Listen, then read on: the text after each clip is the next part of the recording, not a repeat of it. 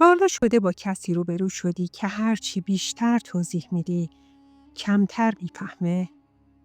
کسی که همزمان هم منتقده هم شبیه ترین آدم به همون چیزی که نقد میکنه. آدمایی که یه جمله ازت میشنون ولی 10 دقیقه شخصیت تو میکوبن و اونقدر اعصاب تو خورد میکنن که کنترل نکردن خودت تقریباً غیر ممکن میشه. بدتر از همه اینه که بحث منطقی با این آدما اصلاً جواب نمیده. چون مسئله منطق نیست. مسئله نخواستن دیدن واقعیته. هر چقدر توضیح بدی فقط انرژی خودتو میسوزونی و آخرش هیچ چیز عوض نمیشه. مشکل اصلی کجاست؟ این آدما معمولاً یه ویژگی مشترک دارن. تمرکز افراطی روی خودشون. تا جایی که دنیا فقط از زاویه نگاه خودشون معنا داره. انتقاد یا حمله است یا حسادت یا دشمنی.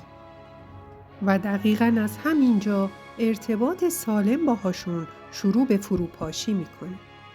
یه افسانه قدیمی است که میگه جوانی بود که اونقدر مجذوب تصویر خودش شد که دیگه نتونست ازش دل بکنه. نه آدم‌ها رو دید و نه دنیا رو و در نهایت همین شیفتگی نابودش کرد. امروز این داستان فقط افسانه نیست. یه الگوی روانیه که هنوز هم دور و بر ما پرسه میزنه. آیا همه این ویژگی ها بده؟ نه. اینکه آدم برای خودش ارزش قائل بشه، مرز داشته باشه و برای تایید همه له نشه، کاملا سالمه. حتی تحقیقات نشون میده مقدار کم خودمحوری میتونه اعتماد به نفس و تاب‌آوری رو بالا ببره. اما خطر از جایی شروع میشه که این ویژگی کنترل رو به دست میگیره. با این آدم‌ها چطور برخورد کنیم؟ اولین اشتباه اینه که فکر میکنی میتونی عوضشون کنی. نمیتونی. پس قوی ترین حرکت تو حمله نیست. بحث نیست. اثبات نیست. فاصله است. فاصله هوشمندانه برای آرامش روانی خودت. هر چقدر کمتر خوراکشون رو تامین کنی، کمتر فعال میشن. وقتی مجبور به تعامل شدی چه کار کنی؟ استراتژی اول بزرگ نماییشون رو خنثی کن. این آدم‌ها دستاوردهاشون رو چند برابر نشون میدن. نه با دروغ مستقیم، بلکه با اغراق مداوم. تو لازم نیست ردشون کنی یا وارد دعوا بشی. فقط کافیه واقعیت رو بی سر و صدا وارد کنی. مقایسه با نمونه‌های واقعی یا اشاره آروم به استانداردهای واقعی خیلی وقتها باد این توهم رو خالی میکنه. اگه بحث رو عوض کردن یا شروع به حاشیه رفتن کردن بدون اثر گذاشتی. استراتژی دوم، خاص بودن رو ازشون بگیر. یکی از موتورهای اصلی این تیپ آدم‌ها این باوره که من فرق دارم. همیشه بهترین انتخاب، بهترین سلیقه، بهترین تجربه و بهترین رابطه و هر انتقادی ازشون یعنی حسادت. کاری که باید بکنی اینه. به شکل غیر مستقیم نشون بدی دنیا پر از آدمای شبیه به همینه و خاص بودن امتیاز دائمی نیست. چطور بفهمیم طرف واقعاً خطرناکه؟ اگر این نشونه ها رو به طور مداوم دیدی، بهتره بدون بحث ازش فاصله بگیری. استفاده ابزاری از آدما، شوخی کردن با همه، تحمل صفر برای شوخی با خودش، توجه افراطی به خودش و بی‌توجهی به بقیه، تشنگی شدید برای قدرت و برتری، نپذیرفتن مسئولیت اشتباهات، مقصر دونستن همه جز خودش. اینها خط قرمزن، نه سلیقه. اما بیایم یه لحظه واقعی بین باشیم. چرا خیلی وقتا با وجود اینکه میدونیم این آدم‌ها برای روانمون خطرناکن، بازم تو رابطه باهاشون میمونیم؟ چون معمولاً ما خودمونم یک ترس پنهان داریم. ترس از تنها موندن، ترس از قضاوت شدن، ترس از اینکه اگه برم شاید من مشکل داشتم و این دقیقاً همون جاییه که بازی روانی شروع میشه. این آدما خیلی خوب بلدن با یه جمله ساده، یه نگاه یا حتی با سکوت کنترل ذهن تو رو به دست بگیرن. یه روز با تعریف و توجه میبرنت بالا.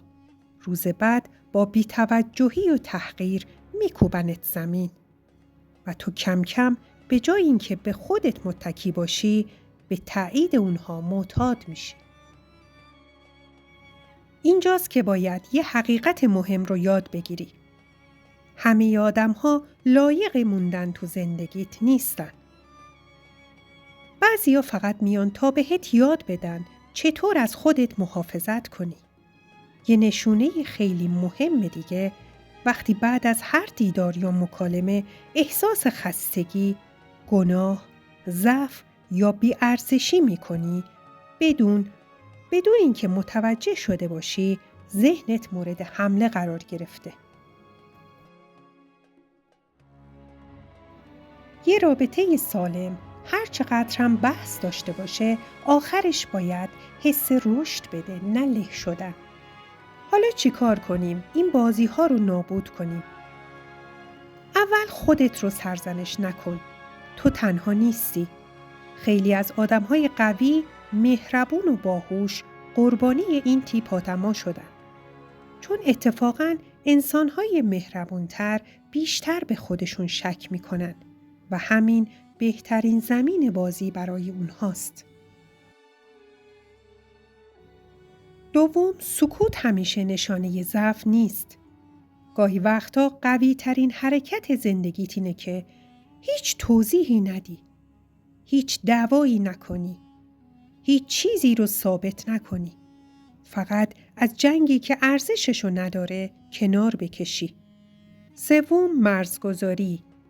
نه به معنی بی احترامی، نه به معنی غرور، بلکه یعنی من برای خودم ارزش قائلم و اجازه نمیدم کسی با روانم بازی کنه. گاهی فقط با یه جمله ساده میتونی مسیر رو عوض کنی. مثل من وارد این نوع بحثا نمیشم. این لحن برای من قابل قبول نیست. اگه قرار باشه همیشه من مقصر باشم، این رابطه ارزش ادامه دادن نداره.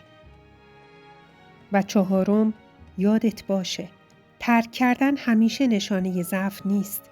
خیلی وقتها شجاعانه ترین تصمیم زندگیته. ما نمیتونیم جلوی رفتار همه رو بگیریم، اما میتونیم انتخاب کنیم چه کسایی به دنیای ذهن ما دسترسی داشته باشن. آرامش روانی تصادفی به دست نمیاد. باید برای به دست آوردنش بجنگی و مهمتر از اون باید یاد بگیری کجا نجنگی. قرار نیست تو در نقش درمانگر بقیه ظاهر بشی یا برای نجات کسی آرامش خودتو قربانی کنی. بعضی آدم‌ها تا وقتی دنیا رو فقط از توی آینه می‌بینن، هیچ تغییری نمی‌کنن. عاقلانه ترین کار حفظ مرزه، نه جنگ. اگه تجربه ای از برخورد با این تیپ آدما داشتی، تو کامنت ها برام بنویس. نه برای تخلیه، برای آگاهی بقیه. و اگه کسی رو میشناسی که داره کم کم تو این مسیر میره، این ویدیو رو براش بفرست. شاید قبل از دیر شدن یه تلنگر باشه.